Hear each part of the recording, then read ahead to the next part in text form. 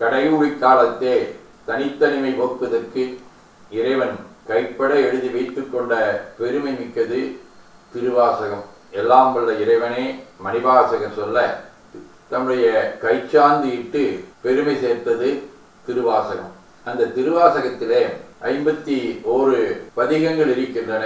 அதிலே ஒன்று திருவெம்பாவை. இந்த திருவெம்பாவை பாடிய வாயாலே கோவை பாடி அருளுக என திருக்கோவையார் பாடவும் அடிப்படையாக அமைந்தது திருவெம்பாவை. அத்தகைய பெருமை மிக்க திருவெம்பாவை எல்லாம் வல்ல ஆதியும் அந்தமில்லாத அரும்பெரும் சோதியாக திகழும் அண்ணாமலையும் பெருமானுடைய திருத்தலத்தை போற்றக்கூடிய வகையிலே அமைந்திருக்கின்றது.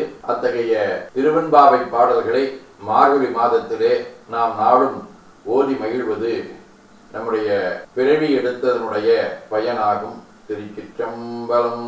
ஆதியும் அந்தமும் எல்லாரும் பெரும் சோதியை யாம்பட கேட்டேயும் வாழ்தடங்கன் மாதே வளருதியோ வன் செவியோ நின் செவிதான் மாதேவன் வார்கழல்கள் வாழ்த்திய வாழ்த்துடி போய் வீதிவாய் கேட்டலுமே விம்மி விம்மி மறந்து போதாரமளியின் மேல் நின்றும் புரண்டும் கிடத்திங்கன் ஏதேனும் ஆகால் கிடந்தாள் என்னே என்னே ஈதே எந்தோழி பரிசெலோரெம்பாவாய்.